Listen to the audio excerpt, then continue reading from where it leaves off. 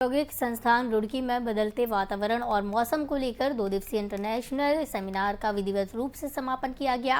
Seminar में कई शोधकर्ताओं और वैज्ञानिकों ने भाग लिया। इस दौरान कई विषयों पर चर्चा भी हुई और एक दूसरे से सुझाव मांगे गए। दरअसल इस सेमिनार का मुख्य उद्देश्य ग्लोबल वार्मिंग को लेकर आज वैज्ञानिक चिंतित हैं।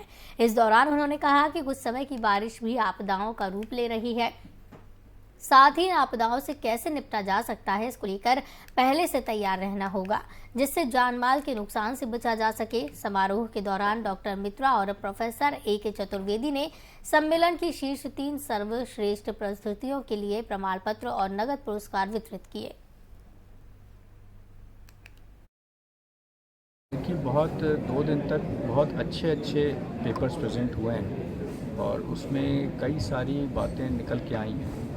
और एक अच्छी चीज़ ये है कि हम उसका सार रिकमेंडेशंस के रूप में हम रिलीज़ कर रहे हैं मीडिया के लिए। और उसमें ये बात निकल के आई है कि जैसे हमारा विज्ञान काफ़ी बढ़ गया है, लेकिन उस विज्ञान को अगर हमें यूज़ करना है आपदाओं को फेस करने के लिए, तो एक कॉम्प्रिहेंसिव और इंटीग्रेटेड फ्रेमवर्क बनाना पड़ेगा। और जो डेटा है उसको ऐसे कलेक्ट करना होगा कि मल्टीपल नेटवर्क पॉइंट से डेटा मिल जाए और उसको हम कॉम्प्रिहेंसिवली असिमुलेट कर सकें, जिससे कि हम जो है प्रेडिक्शन मॉडल्स बना सकें, प्रेडिक्ट कर सकें इन टाइम एंड स्पेस। जैसे हम लोग अभी रिसेंट मेमोरी में मालदेवता की बात करते हैं कि वहाँ पे हुआ।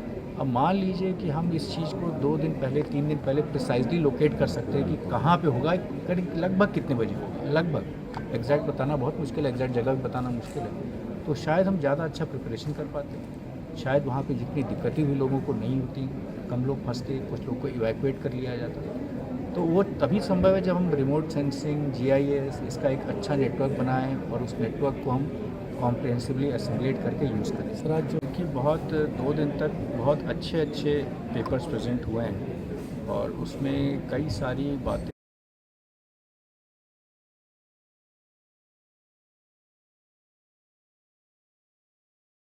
राज्य में अपने चहेतों को पोस्टिंग देने के लिए उच्च शिक्षा मंत्री धन सिंह रावत को हाईकोर्ट ने नोटिस थमाया है। मंत्री के आदेश पर हुए 2 शिक्षकों की जबरन अटैचमेंट पर कोर्ट ने रोक लगाते हुए सरकार निदेशक, उच्च शिक्षा सचिव, उच्च शिक्षा समेत अन्य को भी कोर्ट ने नोटिस दिया है और 6 दिसंबर तक जवाब फाइनल करने के आदेश दिए हैं। कोर्ट ने सख्त रुख अपनाते हुए कहा कि कैसे प्रक्रिया का पालन किए बगैर मंत्री ने अटैचमेंट के आदेश दिए। जब तबादला आदेश के तहत इनका तबादला ही नहीं किया जा सकता है, तो कैसे याचिकाकर्ता को अटैचमेंट कर दिया गया। कोर्ट ने कहा कि अगर भूगोल में 1 दर्जन शिक्षक थे तो दुर्गम नहीं गए और B.Ed में 7 शिक्षक थे तो इन्हीं का क्यों अटैचमेंट किया गया। कोर्ट ने कहा कि निदेशक उच्च शिक्षा की पत्नी की तबादला फाइल के दौरान ये याचिकाकर्ता की फाइल कैसे आ गई। कोर्ट में सरकार ने कहा कि सरकार तबादला कर सकती है, जिस पर कोर्ट ने फटकार लगाते हुए कहा कि ऐसी ही चीज़ें चलती रहीं तो हमें मामला हायर बेंच को रेफर करना पड़ेगा। कोर्ट ने टिप्पणी करते हुए कहा कि मंत्री का प्रशासनिक कार्य में दखल गलत है। आपको बता दें कि शिवनारायण सिंह को MBPG कॉलेज हल्द्वानी से गड़ाई गंगोली अटैच कर दिया था, जिसके साथ ही BC शाह का गोपेश्वर से पिथौरागढ़ अटैच मंत्री के आदेश पर कर दिया गया। इनको दोनों ने हाईकोर्ट में चुनौती दी और कोर्ट ने अटैचमेंट आदेश पर रोक लगा दी। याचिका में कहा गया था कि उन्होंने 17 साल दुर्गम में सेवा की और अब उनका तबादला या अटैचमेंट पहाड़ में नहीं हो सकता है और मंत्री का आदेश गलत है। याचिका में कहा गया है कि मंत्री का आदेश बिना विभागीय अटैचमेंट के गलत है।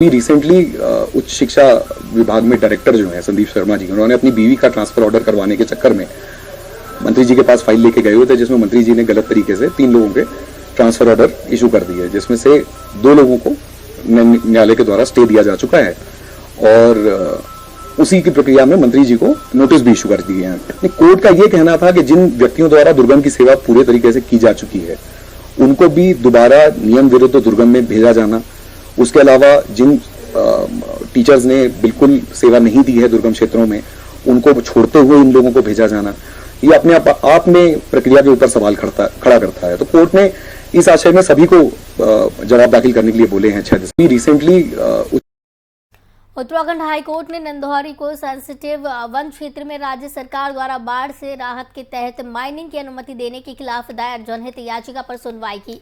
खंडपीठ ने मामले को सुनने के बाद नंदौर नदी से निकलने वाले माइनिंग के दोहन पर रोक लगाते हुए खनिज को बाहर ले जाने पर रोक लगाते हुए 4 सप्ताह में रिपोर्ट पेश करने को कहा है। मामले की सुनवाई के लिए कोर्ट ने 4 सप्ताह के बाद तिथि नियत की है। आपको बता दें, चोरगलिया निवासी दिनेश कुमार चंदौला ने उच्च न्यायालय में जनहित याचिका दायर कर कहा है कि हल्द्वानी के नंदौर क्षेत्र इको सेंसिटिव जोन में आता है और इस क्षेत्र में सरकार ने बाढ़ से बचाव के कार्यक्रम के नाम पर माइनिंग करने की अनुमति दे रखी है। इसका फायदा उठाते हुए खनन कंपनी द्वारा मानकों के विपरीत खनन कर रहे हैं।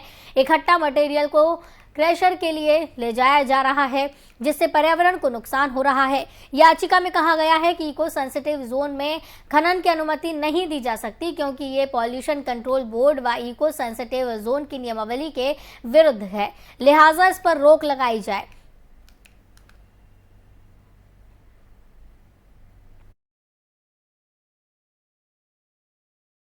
नंदौर में जो रिवर में माइनिंग के लिए परमिशन दी गई थी ड्रेजिंग के नाम पे इको सेंसिटिव एरिया में, तो उस मामले में केंद्र सरकार द्वारा अपना जवाब दाखिल किया गया था, लेकिन राज्य सरकार अभी भी उसमें अपना पक्ष नहीं रख पाई है, अपना जवाब नहीं दे पाई है। तो राज्य सरकार की ओर से जवाब के लिए समय की मांग की गई थी। इसके बाद कोर्ट ने इसमें 4 सप्ताह का और समय दिया और तब तक जो वहाँ पर ड्रेजिंग और माइनिंग होनी है नंदौर रिवर में, उस पर रोक आगे बढ़ा दी है। कोर्ट ने इसमें यही कहा है कि जो सेंट्रल गवर्नमेंट का जो जवाब है उसके अकॉर्डिंग राज्य सरकार ये देखे कि सुप्रीम कोर्ट का जजमेंट और एनजीटी के जजमेंट के प्राविधानों के अंतर्गत ये परमिशन दी जा सकती है अथवा नंदौर में जो काशीपुर में तहसील दिवस का आयोजन किया गया, जिसमें समस्त विभागों के अधिकारियों ने प्रतिभाग किया, मगर इस बार फरियादियों का टोटा देखने को मिला, जिसका मुख्य कारण समय से फरियादियों को तहसील दिवस में इंफॉर्मेशन न देना है।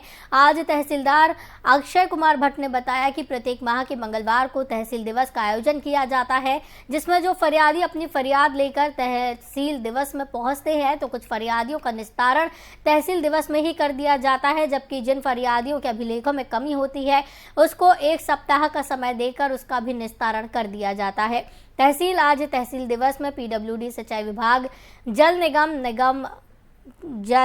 नगर निगम, जल संस्थान, पूर्ति अधिकारी और एआरटीओ तहसील अधिकारी दिवस में सम्मिलित हुए, जिसमें संबंधित जो कार्य होता है उस कार्य को संबंधित अधिकारी को सौंप दिया जाता है और उसका निस्तारण त्वरित कार्रवाई से किया जाता है।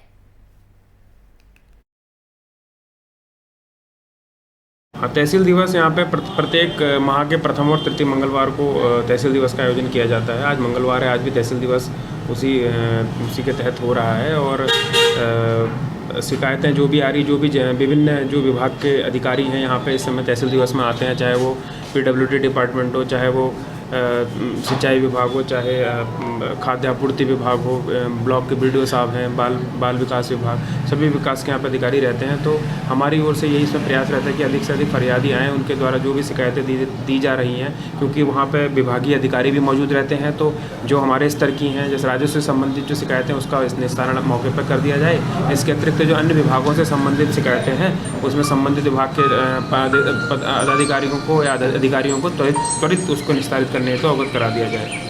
तहसील